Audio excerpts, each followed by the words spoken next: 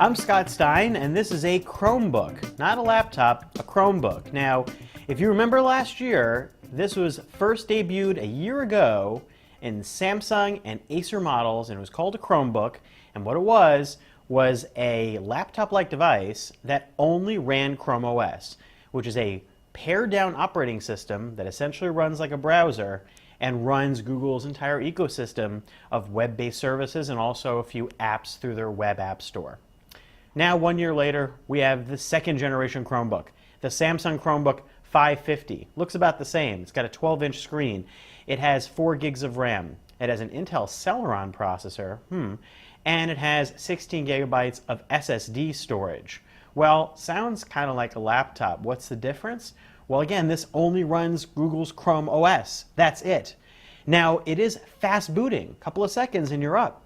You log in using your Google account, kind of like when you first load up a Chrome browser. Why? Because this whole OS is kind of like a Chrome browser. In fact, most apps run within a browser window, and while you can split windows now in this new version of Chrome OS, and you can run some of them in offline mode, although that's a bit iffy, and you can open files and play them without having to be online, much of this runs like a browser. The mail runs through a browser. Google Docs runs through a browser. Any of those games that you can download through the web app store run through that browser experience and will be tabbed like in a browser. It can get a little confusing because if you close that browser window, goodbye apps. You have to load them again. Sometimes those apps will load up again when you're in offline mode. Other times we found it wasn't that successful. How much would something like this cost? Well, it's useful if you're on the road and you don't like to have anything on your computer itself and you feel like living in the cloud and you have everything in Google Drive and you have everything in Google's ecosystem. That sounds maybe kind of useful. How about for $450? That's right, $450 for this, or $550 for the version with a Verizon antenna installed that does come with 100 megabytes of free data a month for 2 years. I say free in quotes because you're paying $100 more for the Verizon antenna. There is an SD card slot here, and you can read files off of it. You can open up photos, you can even open up zipped files, you can open up PDFs, you can open up PowerPoint presentations. However, you can't edit all of those things. And while you can share something like photos, it really only allows you to share easily with Picasa. It doesn't allow you to share and upload through other services like Facebook, at least that I've seen.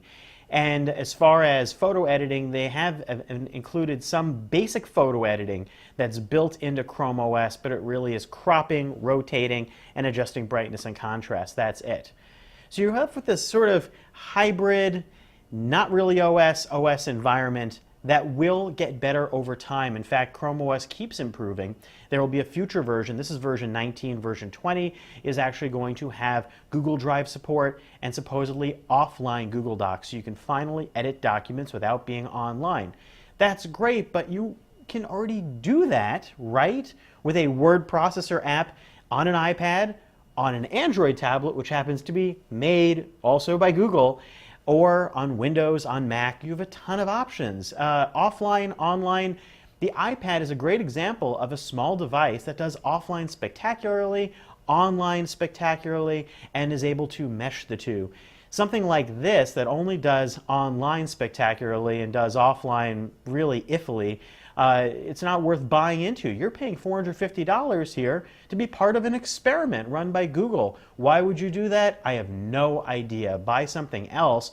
It's a shame that the OS is technically so limited because the hardware on this is actually nice. It's a 12-inch laptop form that is nice and slim. It's 3.3 pounds. It's got 2 USB ports. It's even got a display port out, and it's got an Ethernet port too for hardline internet connections, plus the SD card slot and a headphone port. So it's got you covered, and it's also got a nice multi-touch click pad with 2-finger support, and the keyboard's nice and big and comfortable. I'm Scott Stein, and this is a look at the still completely confusing Google Chromebook.